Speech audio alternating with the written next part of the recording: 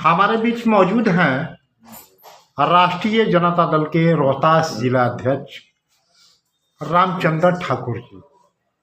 और रामचंद्र ठाकुर जी से मैं यह जानना चाहता हूं कि पूरे जिले भर में राष्ट्रीय जनता दल की सदस्यता अभियान चलाई जा रही है। इस सदस्यता अभियान में क्या डेवलपमेंट है? अभी के दौर में रोहतास जिला के 7 विधानसभा क्षेत्र में जो सदस्यता अभियान चल रहा है उसमें 40% सदस्य बने हुए हैं रोहतास जिला में। 15 जनवरी तक हमें पूरा 100% काट करके रसीद जमा कर देना है, जिसमें 40% हो गया है और 60% काटना है।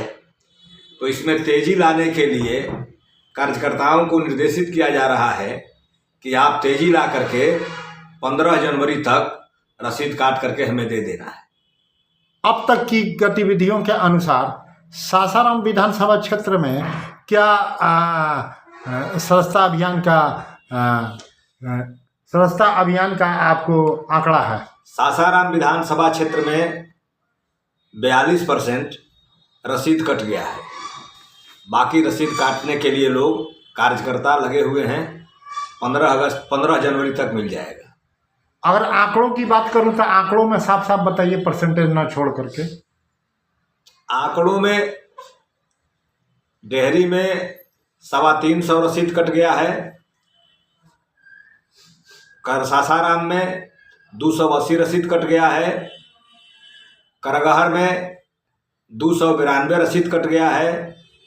चेनारी में 410 रसीद कट गया है और काराकाट में 320 रसीद कटा हुआ है।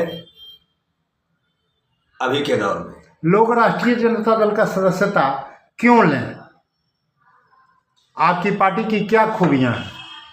हमारी पार्टी समाज के अंतिम पंक्ति में बैठे हुए लोगों के मान सम्मान और हक अधिकार की लड़ाई लड़ती है। हमारी पार्टी जो सदियों से समाज के अंतिम पंक्ति में बैठे हुए थे, जिनकी कोई पूछ नहीं हो रही थी, उसको लालू यादव ने पूछने का काम किया और लालू प्रसाद यादव जी ने समाज के अंतिम पंक्ति में बैठे हुए लोगों को मान सम्मान देने का काम किया। हमारी पार्टी लोहिया, जयप्रकाश, जननायक, कर्पूरी ठाकुर, जगदेव प्रसाद की पार्टी रही है और हमारी पार्टी का ही देन है कि जब गरीब गुरबे समाज के लोग को जो मान सम्मान मिलने लगा और हमारे समाज के लोग ब्लॉकों पर जाने लगे, थाना पर जाने लगे और अपनी हक अधिकार की बात करने लगे, तो लोगों के दिल में मरमरी पैदा हुई और लोगों ने जंगल राज की संज्ञा देने का काम किया। लेकिन मैं कहना चाहता हूं कि जंगल राज नहीं, उस समय से लेकर के आज तक, आज जंगल राज हो सकता है, उस समय मंगल राज था। इसलिए कि समाज के अंतिम पंक्ति में बैठे हुए लोग जा करके अपने हक अधिकार की बात किया करते थे। उत्तर प्रदेश में क्या है? राम राज्य है। कभी राम राज्य हो ही नहीं सकता। यह कोरी कल्पना है। समाज में राम राज्य की स्थापना करने की बात करने वाले लोग, राम रोटी इंसाफ की बात करने वाले लोग से मैं पूछना चाहता हूं आपके माध्यम से कि समाज के अंतिम पंक्ति में बैठे हुए लोगों के मान सम्मान की रक्षा करना नहीं जानते और राम राज की बात करते हैं। राम राज में समाज के अंतिम पंक्ति में बैठे हुए लोगों के मान सम्मान की रक्षा हुआ करता था और आज नहीं हो रहा है, तो राम राज कैसे हो गया? अगला सवाल मेरा और आखिरी सवाल यह है कि केंद्र सरकार ने नई शिक्षा नीति कैबिनेट में लागू कर दिया है, कैबिनेट से पास किया है, तो उस पर आपके क्या विचार है? नई शिक्षा नीति आपके नज़रों में क्या? नई शिक्षा नीति डफरसंखी है और पूरे देश के गरीब गुरबे लोगों के लिए यह एक काला धाग है। मैं कहना चाहता हूं, नई शिक्षा नीति के माध्यम से जो ये लोग गरीब गुरबे लोगों के बच्चों के साथ जो खिलवाड़ करना चाहते हैं, मैं समझता हूं कि आने वाले समय में गरीब गुरबे समाज के लोग अपने बच्चों को पढ़ा नहीं पाएंगे, और वही दिन आ जाएगा जब हमारे समाज के लोगों को पढ़ना दुश्वार समझा जाता था और हमारे समाज के लोगों को हाथ में झाड़ू और कमर में घंटी बना जाता था। वही हाल होने वाला है आने वाले समय में। अभी डॉक्टर भीमराव अंबेडकर को लेकर करके उनकी लोकसभा में की गई टिप्पणी को लेकर के, अमित शाह जी के टिप्पणी को लेकर करके ऐसा लगता है कि पूरा भारत जो है अंबेडकरमय हो गया है। इसके दूरगामी परिणाम क्या होंगे? इसका दूरगामी परिणाम यही होगा कि बाबा साहब अम्बेडकर ने जो सम्मान देने का काम किया, आप जानते हैं कि सम्मान 2 लोगों ने देने का काम किया है।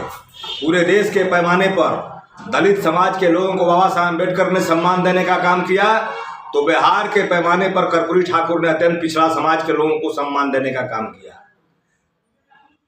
बाबा साहब अम्बेडकर ने गरीब गुरबे लोगों को उनके हक अधिकार दिलाने का काम किया। आप जान रहे हैं कि गरीब गुरबे लोगों को उस समय समाज के निचले तबके में रखा जाता था। बाबा साहब अम्बेडकर ने सम्मान दिलवाने का जब काम किया, तब मेंबर ऑफ पार्लियामेंट में 167 MP बन करके बैठे हुए हैं, 3600 में 600 IAS बन करके बैठे हुए हैं। आपके बिहार के लेजिस्लेटिव असेंबली में 40 MLA जाते हैं। यही है बाबा साहब अम्बेडकर का देन। वही हाल रहा बिहार में। पहला राज्य है बिहार देश के पैमाने पर कि बाइफरकेशन हुआ और अति पिछड़ा समाज के लोगों को कर्पूरी ठाकुर जी ने कर्पूरी फार्मूला के माध्यम से जो अधिकार देने का काम किया, जिसका नतीजा रहा कि आज नाऊ लोहार कानू कलवार तेली तमोली नुनिया बीन खटिक मलाह कुहार कहार कमकर भर गणेरी पनेरी ताती ततवा बेलदार का बेटा आज डिप्टी कलेक्टर बन रहा है, आज मास्टर बन रहा है, आज प्रोफेसर बन रहा है, आज इंजीनियर बन रहा है।